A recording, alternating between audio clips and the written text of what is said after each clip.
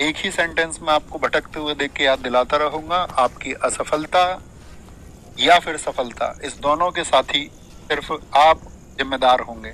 आप सफल होंगे तो भी जिम्मेदार आप होंगे। आपकी जो अन्य सहायक चीजें हैं, चाहे वो आपके गुरु हों, चाहे आपके फैमिली मेंबर्स हों, जिन्होंने आपको ये परिवेश दिया है पढ़ने के लिए, आप पढ़ पा रहे हैं, आप ही के समय पे, इसी समय पे कोई ना कोई व्यक्ति मजदूरी कर रहा होगा और बहुत कठिन मजदूरी कर रहा होगा। इसी समय पे कोई ना कोई व्यक्ति इस दुनिया में ऐसा भी होगा जो अभी अपनी एक रोटी के लिए संघर्ष कर रहा होगा। इसी समय पर एक व्यक्ति ऐसा भी होगा जो अपने एक वस्त्र के लिए संघर्ष कर रहा होगा।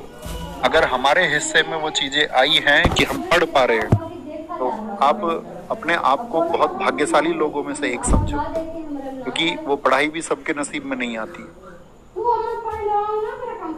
पढ़ने का मौका तक भी नहीं मिल पाता है। आपने 12th किया हो, ग्रेजुएशन किया हो, तो आप अपने आप को भाग्यशाली समझिए, चाहे उसको किसी भी स्थिति में आपने किया। मैं ये नहीं कह रहा हूँ कि आपके पास में सुविधाएं बहुत है, चाहे आपने निम्न स्थितियों में उसको किया हो, लेकिन आपको विचार करना चाहिए कि आप डिजर्व करते हैं अपने आप को बहुत केंद्रित रखने के लिए। वो आपको रखना ही होगा।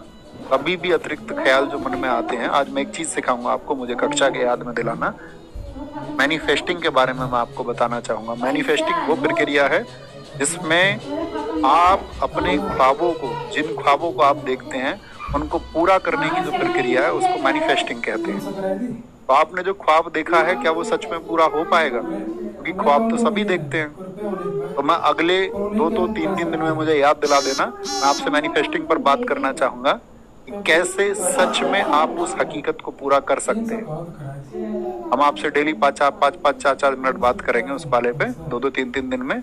और यदि आपने उसका अनुपालन किया, फॉलो किया, तो मैं आपको विश्वास दिलाता हूँ आप जरूर सफल होंगे।